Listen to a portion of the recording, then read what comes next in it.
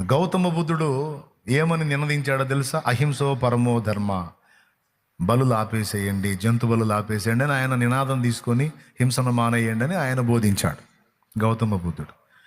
మానేయండి అని బోధించాడంటే ఆల్రెడీ రన్నింగ్లో ఉన్నాయని అర్థం. దేవునికి స్తోత్రం. అంటే మన పూర్వులు కూడా జంతు బలులు అర్పించడం అనేది చేశారు. పూర్వుల్లాకెందుకు? తెలంగాణ పోండి, ఇల్లు కట్టుకున్నాడు, ఇల్లు ఓపెన్ పెట్టుకున్నాడు అంటే ఖచ్చితంగా పొట్టేళ్ళను కోయాల్సింది. పొట్టేళ్ళను కోసి దాని బ్లడ్లో హ్యాండ్స్ ముంచి గుమ్మాలు కొడతారు. ఎంతమందికి తెలుసు? బలికాండ చేస్తారు వాళ్ళు.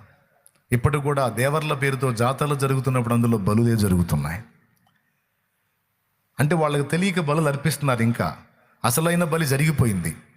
అదే మనం వాళ్ళకి చెప్తున్నాం, జాతరలు చేసే వాళ్ళకి ఇంకా అవసరం లేదు మీ జంతు బలులు, మనందరికీ సరిపోయిన ఒకటే బలి జరిగింది, అది యేసుక్రీస్తులో జరిగింది.